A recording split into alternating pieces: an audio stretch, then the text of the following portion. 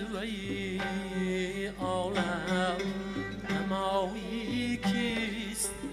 این دل هزار پاره از صوت و صلای کیست؟ دل بردن و نگاه نکردم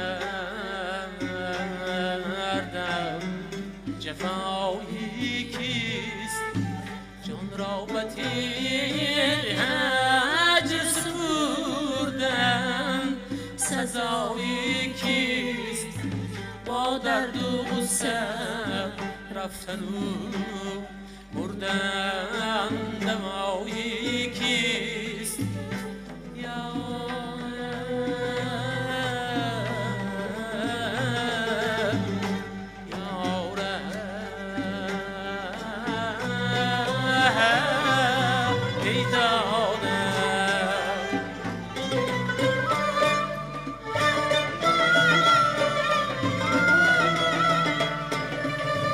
طاقت به دل نمانده و مردن دوای من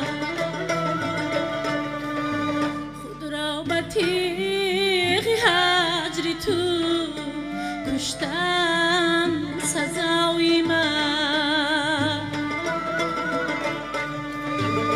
بر آسمان رسیده همه ناله های من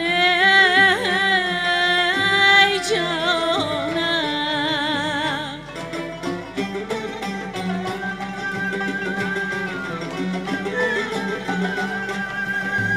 شاید رسد به داد من آن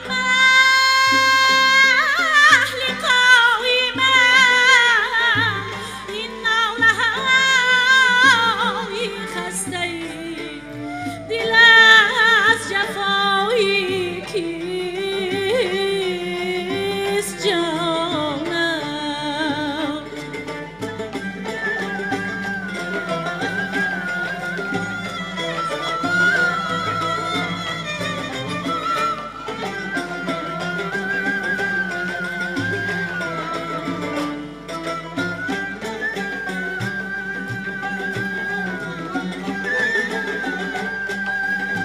رفتم